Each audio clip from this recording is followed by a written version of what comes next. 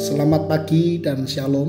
Jumpa kembali dengan saya Pendeta Ponco dalam perenungan firman Tuhan di hari Senin ini.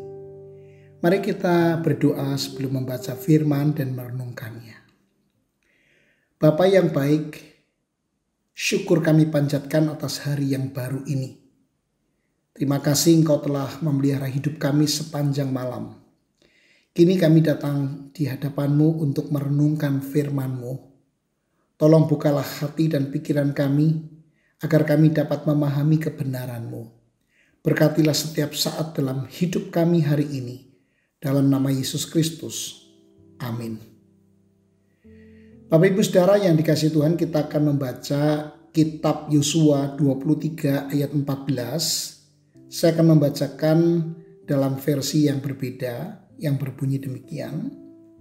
Segala janji yang indah yang difirmankan Tuhan Allahmu kepadamu tidak ada satupun yang gugur. Semuanya terpenuhi, satupun tidak ada yang gugur. Bapak Ibu Saudara yang dikasihi Tuhan, pada hari ini kita akan merenungkan sebuah kebenaran yang sangat menguatkan iman kita, yaitu bahwa setiap janji Tuhan pasti digenapi. Kita akan melihat bagaimana kesetiaan Tuhan telah terbukti sejak zaman Yosua hingga sekarang. Bapak Ibu Saudara yang dikasihi Tuhan, menjelang akhir hidupnya, Yosua mengajak umat Israel untuk mengingat kembali semua yang telah Tuhan lakukan bagi mereka sejak pertama kali mereka mengikut Dia. Tuhan memberikan mereka perintah yang tidak mungkin dilakukan secara manusiawi, yaitu menaklukkan daerah asing dan musuh dengan kota-kota berkubu serta pasukan yang lebih kuat. Namun, Tuhan menyertai mereka, memelihara mereka, dan memenuhi setiap janjinya sehingga mereka mengalami kemenangan demi kemenangan. Bapak Ibu Saudara, Yosua mengingatkan umat Israel bahwa dengan melihat ke belakang, kita bisa mendapatkan gambaran yang jelas tentang kesetiaan Tuhan. Kadang kita tergoda untuk meragukan apakah Tuhan akan setia pada janji-janjinya ketika kita menghadapi masa-masa sulit. Namun dengan melihat pengalaman masa lalu, kita dikuatkan untuk percaya bahwa Tuhan tidak pernah gagal memenuhi janjinya. Kita akan melihat contoh lain yang menguatkan iman kita, yaitu kisah Abraham dan Sarah.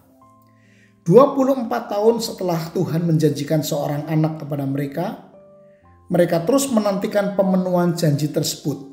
Dan akhirnya setelah 25 tahun Abraham dan Sarah bisa melihat bahwa Tuhan setia. Berikutnya kita lihat pada hidup Daud.